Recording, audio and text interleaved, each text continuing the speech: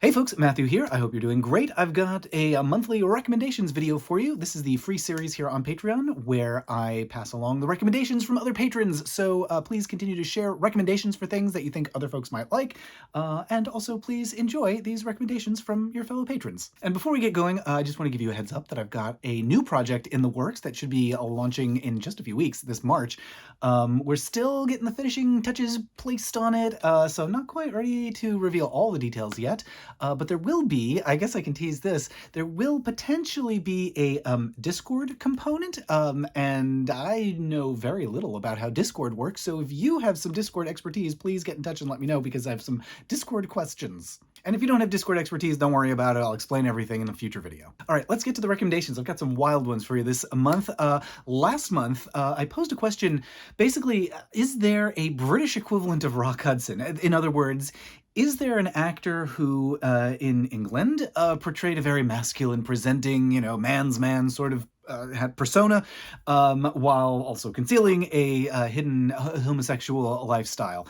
And I got quite a few suggestions from folks. Among them, an actor named Peter Weingard, who played a variety of roles, but one of the most prominent, one of the most famous, was a character named Jason King, who is a spy, or a detective. He is the character, so this Jason King character is one of the characters on which Austin Powers is based. So Mike Myers said that he based Austin Powers partially on this character played by this gay actor, Peter Weingard. So I'll include some link to that in the description and links to all the stuff that I talk about down in the description, so you can check out more of that down below. Also, Claire suggested Laurence Olivier. There's a lot of rumors and speculation about Laurence Olivier. I think it is difficult to pin an exact sexuality on him, as is the case for a lot of these people, because it was a different time and people had different categories that they used for themselves, and sometimes no categories at all. But I do recommend Sir Laurence Olivier's work, in particular the film Spartacus, which is not without its queer content. And also, if you're looking for something a little messier, there's The Prince and the Showgirl, a picture that he made with Marilyn Monroe. It was a difficult experience for everybody, and and it shows. But probably the name that came up the most, recommended by patrons Mike, SG, and some other folks, was Dirk Bogarde, a name that is not quite a household name here in the US, but he was a huge cinema icon in England, 1950s through 1970s or so. He was known as the idol of the Odeons, and he was also, of course, a homosexual man. And I greatly appreciate that suggestion, that I look more into his life. I looked into his life and was so fascinated by what I found that that is going to form the basis of my next YouTube video. So stay tuned for that, and thank you to everybody who gave me recommendations of stuff to check out, because it really comes in handy sometimes. So while you're waiting for my next YouTube video, one other thing that you might enjoy checking out is a documentary about one of Dirk Bogarde's co-stars.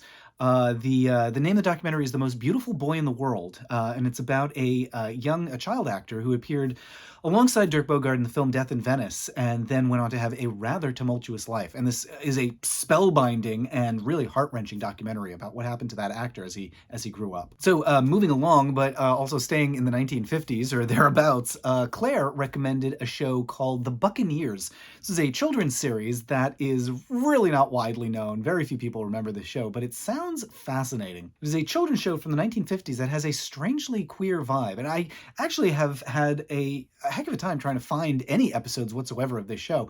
I was not able to actually track them down, which has only piqued my curiosity even more. Fortunately, Claire is doing a watch-along and blog about the show, so I'm going to include a link to Claire's project down in the description if you want to learn more about that program, because it has so far eluded me, which has only made me more curious about finding it. All right, moving ahead just a little bit through the decades, patron Jim recommended a series called Laramie. I'd never heard of this, but I'm also, once again, fascinated. It's a series that ran from 1959 to 1963, and it had two male leads who obviously are not said to be gay on the show. That certainly, I don't think, was the intention of the show, and yet there is a certain, I don't know, frisson of intimacy between our two male leads, to the point that there are multiple supercuts of these two characters together on YouTube. You can just find supercuts of people who've made of these two characters together with romantic music, and somebody's cut together all the longing gazes that they've given each other over the course of the series.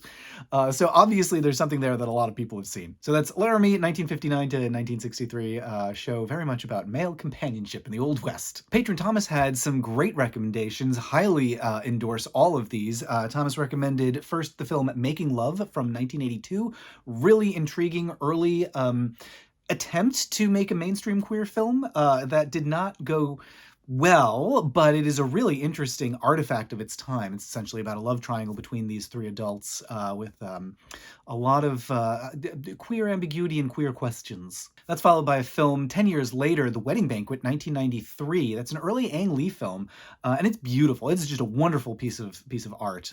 It's about a gay couple that is going to a lot of effort to camouflage their relationship.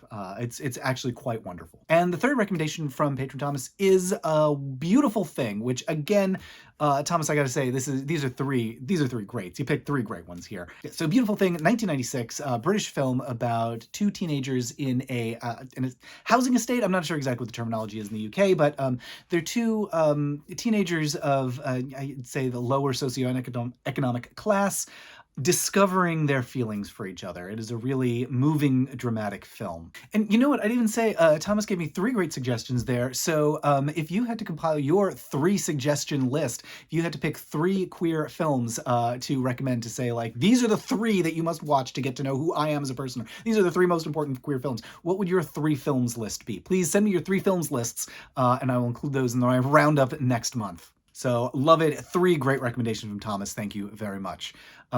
Jumping even further ahead to, I guess, pretty much the present day, Leotho recommends two anime titles. Yuri on Ice, which I assume many people have heard of. It is a somewhat recent anime about ice skating with a lot of gay stuff in there. And then also a very new series called Has Been Hotel. Now, I've given this one a shot, and I think I might just be a little old. I might just be a little old man about this show. It is so intense and so energetic and so frenetic that I find it a little difficult to I don't know. I need to get into a sensory deprivation tank afterwards because it just overwhelms my senses. But if you are a fan of muchness, I think Has Been Hotel provides a lot of muchness. I also got a great question from patron Chelsea, who wanted to know if I was still working on, this is something I teased long ago, a video about Buffy the Vampire Slayer. And the answer is yes.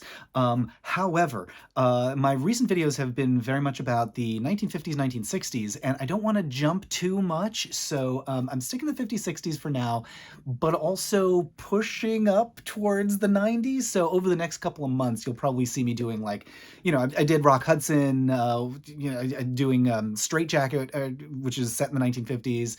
I've got Victim in the 1960s coming out next. Next I might do, I don't know, Boys in the Band possibly, or Tootsie, getting into the 70s, and, you know, I'll slowly work my way up, so don't worry. The 90s are coming. Don't worry. 90s are happening. One last thing that I want to show you, this is a recommendation from patron Julie.